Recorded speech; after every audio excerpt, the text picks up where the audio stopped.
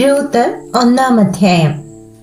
ന്യായാധിപന്മാർ ന്യായപാലനം നടത്തിയ കാലത്ത് ഒരിക്കൽ ദേശത്ത് ക്ഷാമമുണ്ടായി.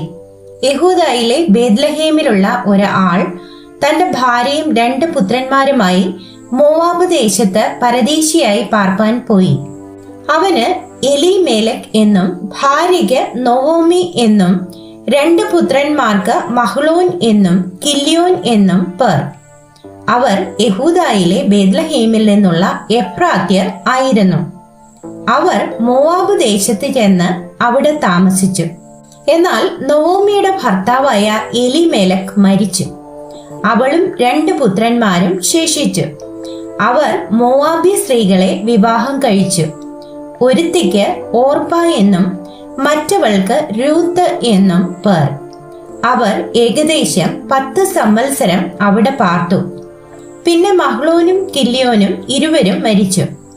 അങ്ങനെ 2 പുത്രന്മാരും ഭർത്താവും കഴിഞ്ഞിട്ട് ആ സ്ത്രീ മാത്രം ശേഷിച്ചു.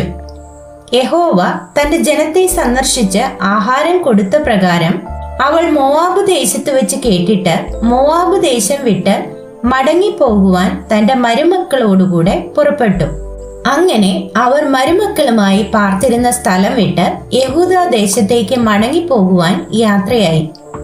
എന്നാൽ നൊവോമി മരുമക്കൾ ഇരുവരോടും, നിങ്ങൾ താന്താന്റെ അമ്മയുടെ വീട്ടിലേക്ക് മടങ്ങിപ്പോകുവിൻ. മരിച്ചവരോടും എന്നോടും നിങ്ങൾ ചെയ്തതുപോലെ യഹോവ നിങ്ങളോടും ദയ ചെയ്യുമാറാകട്ടെ. നിങ്ങൾ താന്താന്റെ ഭർത്താവിന്റെ വീട്ടിൽ വിശ്രാമം പ്രാപിക്കേണ്ടതിന് യഹോവ നിങ്ങൾക്ക് കൃപ നൽകുമാറാകട്ടെ എന്ന് പറഞ്ഞ് അവരെ ചുംബിച്ചു. അവർ ഉച്ചത്തിൽ കരഞ്ഞു. അവർ അവളോട്, ഞങ്ങളും നിന്നോടുകൂടെ നിന്റെ ജനത്തിന്റെ അടുക്കൽ പോരുന്നു എന്ന് പറഞ്ഞു. അതിന് നൊവോമി പറഞ്ഞത്, എന്റെ മക്കളെ, നിങ്ങൾ മടങ്ങിപ്പൊയ്ക്കൊള്ളുവിൻ. എന്തിനെന്നോടുകൂടെ പോരുന്നു? നിങ്ങൾക്ക് ഭർത്താക്കന്മാരായിരിക്കാൻ ഇനി എന്റെ ഉദരത്തിൽ പുത്രന്മാർ ഉണ്ടോ? എന്റെ മക്കളെ, മടങ്ങിപ്പൊയ്ക്കൊള്ളുവിൻ. ഒരു പുരുഷന് ഭാര്യയായിരിക്കാൻ എനിക്ക് പ്രായം കഴിഞ്ഞു പോയി. അല്ല, അങ്ങനെ ഒരു ആശ എനിക്കുണ്ടായിട്ട് ഈ രാത്രി തന്നെ ഒരു പുരുഷന് ഭാര്യയായി പുത്രന്മാരെ പ്രസവിച്ചാലും അവർക്ക് പ്രായമാകുവോളം നിങ്ങൾ അവർക്കായിട്ട് കാത്തിരിക്കുമോ? നിങ്ങൾ ഭർത്താക്കന്മാരെ എടുക്കാതെ നിൽക്കുമോ? അത് വേണ്ട എന്റെ മക്കളെ. യഹോവയുടെ കൈ എനിക്ക് വിരോധമായി പുറപ്പെട്ടിരിക്കയാൽ നിങ്ങളെ വിചാരിച്ച് ഞാൻ വളരെ വ്യസനിക്കുന്നു. അവർ പിന്നെയും പൊട്ടിക്കരഞ്ഞു. ഓർപ്പ അമ്മായിയമ്മയെ ചുംബിച്ച് പിരിഞ്ഞു. രൂത്തോ അവളോട് പറ്റി നിന്നു. അപ്പോൾ അവൾ, നിന്റെ സഹോദരി തന്റെ ജനത്തിന്റെയും തന്റെ ദേവന്റെയും അടുക്കൽ മടങ്ങിപ്പോയല്ലോ. നീയും നിന്റെ സഹോദരിയുടെ പിന്നാലെ പൊയ്ക്കൊള്ളുക എന്ന് പറഞ്ഞു. അതിന് രൂത്ത്, നിന്നെ വിട്ടുപിരിവാനും നിന്റെ കൂടെ വരാതെ മടങ്ങിപ്പോകുവാനും എന്നോട് പറയരുതേ. നീ പോകുന്നിടത്ത് ഞാനും പോരും, നീ പാർക്കുന്നിടത്ത് ഞാനും പാർക്കും.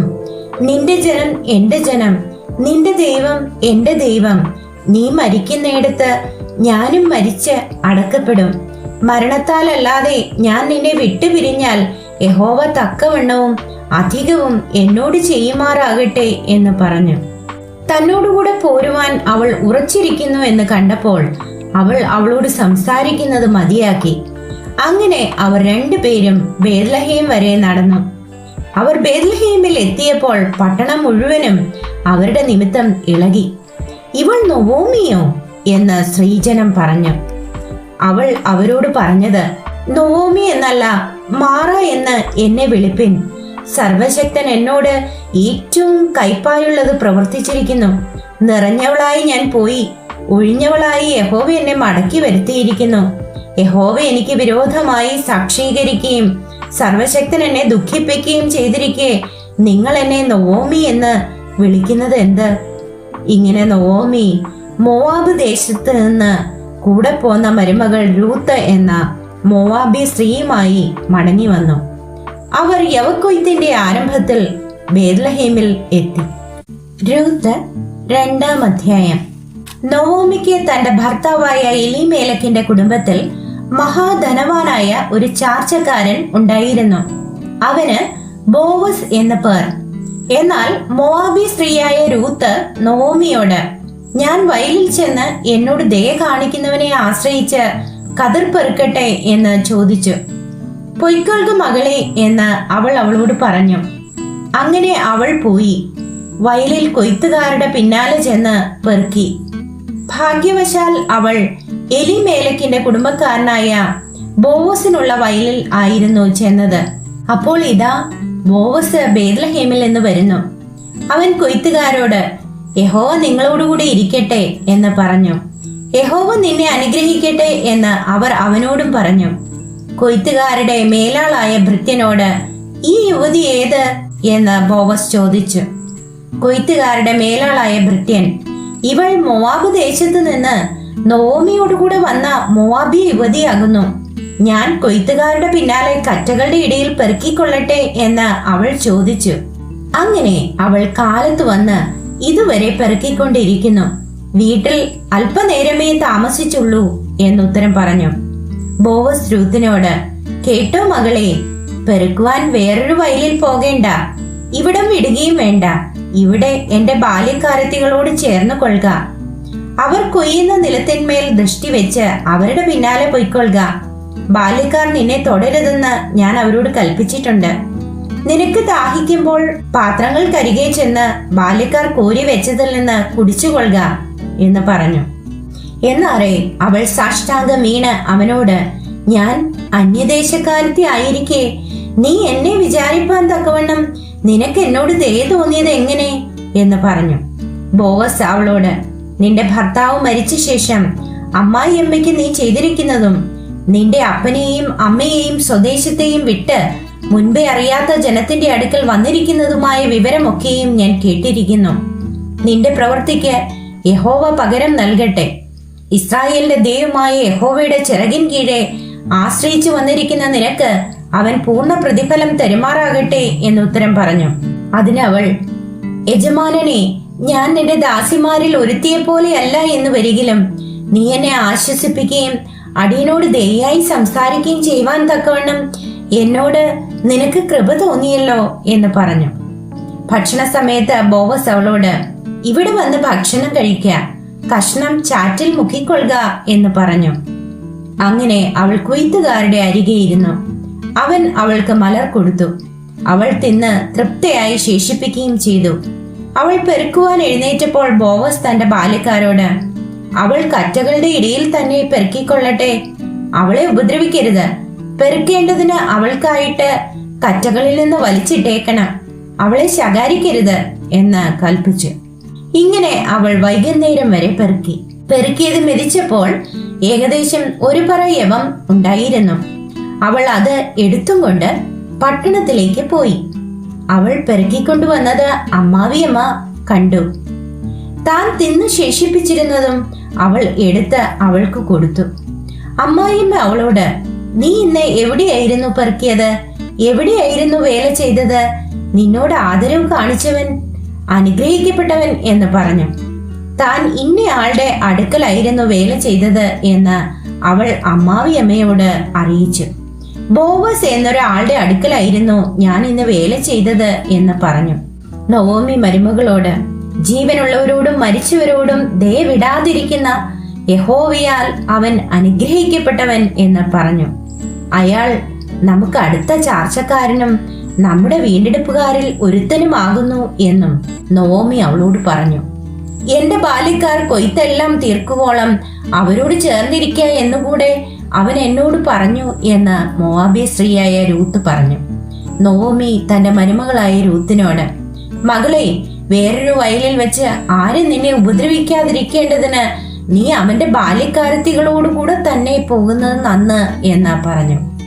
അങ്ങനെ അവൾ യവക്കൊയ്ത്തും കോതമ്പ് കൊയ്ത്തും തീരുവോളം പെറുക്കുവാൻ ബോവസിന്റെ ബാല്യക്കാരത്തികളോട് ചേർന്നിരിക്കുകയും അമ്മായിയമ്മയോടുകൂടെ പാർക്കുകയും ചെയ്തു. രൂത്ത് 3-ാം അധ്യായം. അനന്തരം അവളുടെ അമ്മായിയമ്മയായ നൊവോമി അവളോട് പറഞ്ഞത്, മകളെ, നിനക്ക് നന്നായിരിക്കേണ്ടതിന് ഞാൻ നിനക്ക് വേണ്ടി ഒരു വിശ്രാമ സ്ഥലം അന്വേഷിക്കേണ്ടയോ? നീ ചേർന്നിരുന്ന ബാല്യക്കാരത്തികളുടെ യജമാനായ ബോവസ് നമ്മുടെ ചാർച്ചക്കാരനല്ലയോ? അവൻ ഇന്ന് രാത്രി കളത്തിൽ യവം തൂറ്റുന്നു.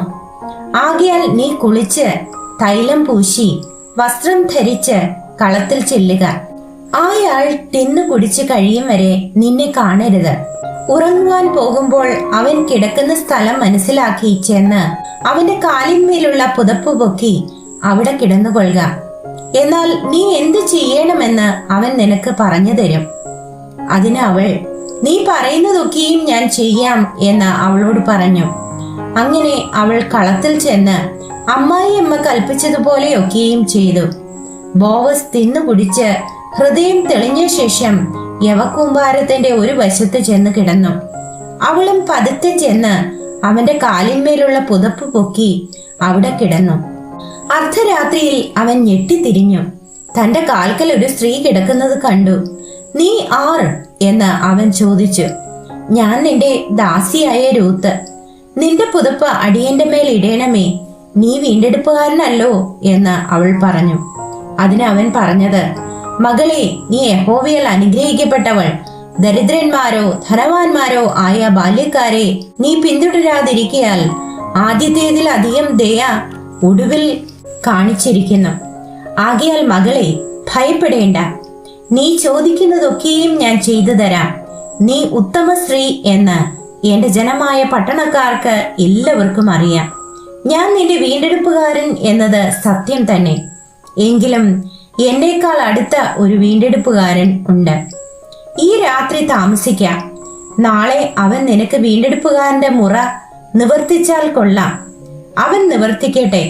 വീണ്ടെടുപ്പുകാരന്റെ മുറ നിവർത്തിപ്പാൻ അവന് മനസ്സില്ലെങ്കിലോ, യഹോവയാണേ, ഞാൻ നിനക്ക് വീണ്ടെടുപ്പുകാരന്റെ മുറ നിവർത്തിച്ചു തരും. രാവിലെ വരെ കിടന്നുകൊള്ളുക. അങ്ങനെ അവൾ രാവിലെ വരെ അവന്റെ കാൽക്കൽ കിടന്നു. ഒരു സ്ത്രീ കളത്തിൽ വന്നത് ആരും അറിയരുതെന്ന് അവൻ പറഞ്ഞിരുന്നത് കൊണ്ട് ആളറിയാറാകും മുമ്പേ അവൾ എഴുന്നേറ്റു. നീ ധരിച്ചിരിക്കുന്ന പുതപ്പ് കൊണ്ടുവന്ന് പിടിക്ക എന്ന് അവൻ പറഞ്ഞു. അവൾ അത് പിടിച്ചപ്പോൾ അവൻ 6 ഇടങ്ങഴി യവം അതിൽ അളന്നു കൊടുത്തു. അവൾ പട്ടണത്തിലേക്ക് പോയി. അവൾ അമ്മായിയമ്മയുടെ അടുക്കൽ വന്നപ്പോൾ, നിന്റെ കാര്യം എന്തായി മകളെ എന്ന് അവൾ ചോദിച്ചു. അയാൾ തനിക്ക് ചെയ്തതൊക്കെയും അവൾ അറിയിച്ചു. അമ്മായിയമ്മയുടെ അടുക്കൽ വെറും കൈയായി പോകരുത് എന്ന് അവൻ എന്നോട് പറഞ്ഞ് ഈ 6 ഇടങ്ങഴി യവവും എനിക്ക് തന്നു എന്ന് അവൾ പറഞ്ഞു. അതിനവൾ, എന്റെ മകളെ, ഈ കാര്യം എന്താകുമെന്ന് അറിയുവോളം നീ അനങ്ങാതിരിക്ക. ഇന്ന് ഈ കാര്യം തീർക്കും വരെ അയാൾ സ്വസ്ഥമായിരിക്കയില്ല എന്ന് പറഞ്ഞു. രൂത്ത് 4-ാം അധ്യായം. എന്നാൽ ബോവസ് പട്ടണവാതിൽക്കൽ ചെന്ന് അവിടെ ഇരുന്നു. ബോവസ് പറഞ്ഞിരുന്ന വീണ്ടെടുപ്പുകാരൻ കടന്നു പോകുന്നത് കണ്ടു. എടോ, ഇങ്ങോട്ട് വന്ന് ഇവിടെ ഇരിക്ക എന്ന് അവനോട് പറഞ്ഞു. അവൻ ചെന്ന് അവിടെ ഇരുന്നു. പിന്നെ അവൻ പട്ടണത്തിലെ മൂപ്പന്മാരിൽ 10 പേരെ വരുത്തി, ഇവിടെ ഇരിപ്പൻ എന്ന് പറഞ്ഞു. അവരും ഇരുന്നു. അപ്പോൾ അവൻ ആ വീണ്ടെടുപ്പുകാരനോട് പറഞ്ഞത്, മോവാബ് ദേശത്ത് നിന്ന് മടങ്ങി വന്നിരിക്കുന്ന നൊവോമി നമ്മുടെ സഹോദരനായ എലീമേലെക്കിന്റെ വയൽ വിൽക്കുന്നു. ആകയാൽ നിന്നോട് അത് അറിയിപ്പാൻ ഞാൻ വിചാരിച്ചു. ഇവിടെ ഇരിക്കുന്നവരുടെയും ജനത്തിന്റെ മൂപ്പന്മാരുടെയും മുൻപാകെ നീ അത് വിലയ്ക്ക് വാങ്ങുക. നിനക്ക് വീണ്ടെടുപ്പാൻ മനസ്സുണ്ടെങ്കിൽ വീണ്ടെടുക്ക. വീണ്ടെടുപ്പാൻ നിനക്ക് മനസ്സില്ലെങ്കിൽ ഞാൻ അറിയേണ്ടതിന് എന്നോട് പറക. നീയും നീ കഴിഞ്ഞിട്ട് ഞാനും അല്ലാതെ വീണ്ടെടുപ്പാൻ ആരുമില്ല.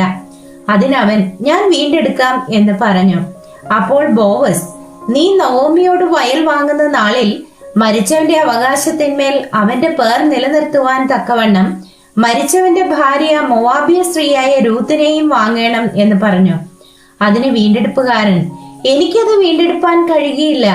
എന്റെ സ്വന്തം അവകാശം നഷ്ടമാക്കേണ്ടി വരും. ആകയാൽ ഞാൻ വീണ്ടെടുക്കേണ്ടത് നീ വീണ്ടെടുത്തുകൊള്ളുക. എനിക്ക് വീണ്ടെടുപ്പാൻ കഴിയുകയില്ല എന്ന് പറഞ്ഞു.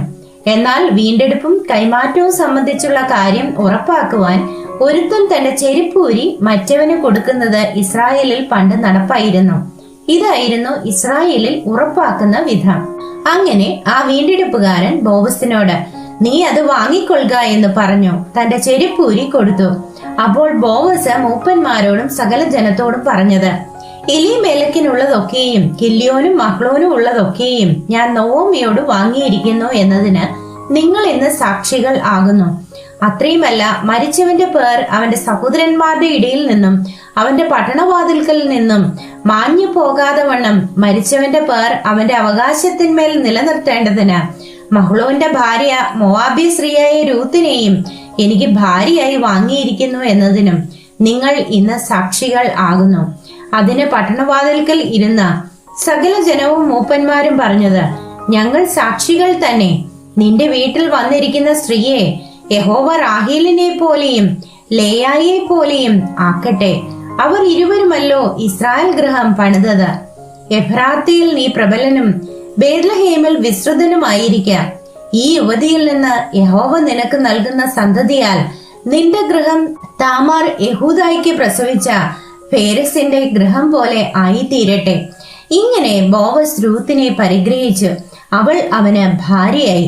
അവൻ അവളുടെ അടുക്കൽ ചെന്നപ്പോൾ യഹോവ അവൾക്ക് ഗർഭം നൽകി. അവൾ ഒരു മകനെ പ്രസവിച്ചു. എന്നാറെ സ്ത്രീകൾ നൊവോമിയോട്, ഇന്ന് നിനക്ക് ഒരു വീണ്ടെടുപ്പുകാരനെ നൽകിയിരിക്കൊണ്ട് യഹോവ വാഴ്ത്തപ്പെട്ടവൻ. അവന്റെ പേർ ഇസ്രായേലിൽ വിസ്തൃതമായിരിക്കട്ടെ. അവൻ നിനക്ക് ആശ്വാസപ്രദനും നിന്റെ വാർദ്ധക്യത്തിൽ പോഷകനുമായിരിക്കും. നിന്നെ സ്നേഹിക്കുന്നവളും 7 പുത്രന്മാരെക്കാൾ നിനക്ക് ഉത്തമയുമായിരിക്കുന്ന നിന്റെ മരുമകളല്ലോ അവനെ പ്രസവിച്ചത് എന്ന് പറഞ്ഞു. നൊവോമി കുഞ്ഞിനെ എടുത്ത് മടിയിൽ കിടത്തി അവന് ധാത്രിയായി തീർന്നു. അവളുടെ അയൽക്കാരത്തികൾ നൊവോമിക്ക് ഒരു മകൻ ജനിച്ചു എന്ന് പറഞ്ഞ് അവന് ഓബേദ് എന്ന് പേർ വിളിച്ചു. ദാവീദിന്റെ അപ്പനായ ഇശായിയുടെ അപ്പൻ ഇവൻ തന്നെ. ഫേരസിന്റെ വംശപാരമ്പര്യമാവിത്. ഫേരസ് ഹെസ്രോനെ ജനിപ്പിച്ചു. ഹെസ്രോൻ രാമിനെ ജനിപ്പിച്ചു.